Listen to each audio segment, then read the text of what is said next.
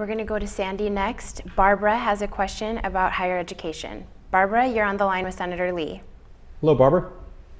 I'm a physician on primary care, and I'm concerned about the cost of college and graduate education, specifically the cost of student loans.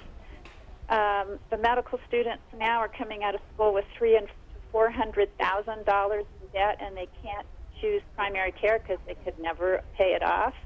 I was wondering why the rate has to be so high at 7% when you can get a mortgage or car loan for 3 or 4%.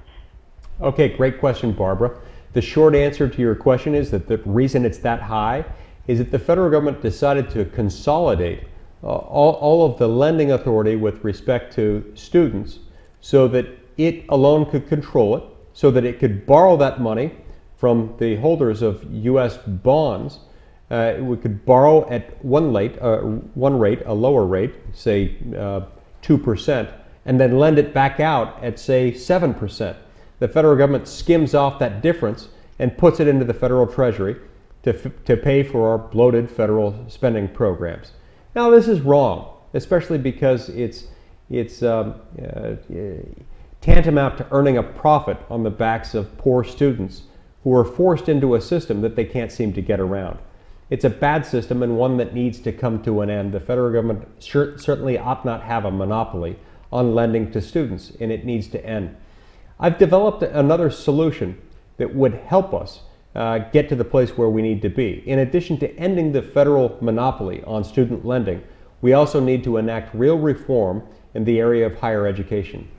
And that's why I've developed legislation that would help get at this problem by allowing each state the option of developing its own accreditation system, a system whereby states would be free to credit things like massive open online courses, certain vocational training programs, and other programs that can help reduce the cost of a higher education.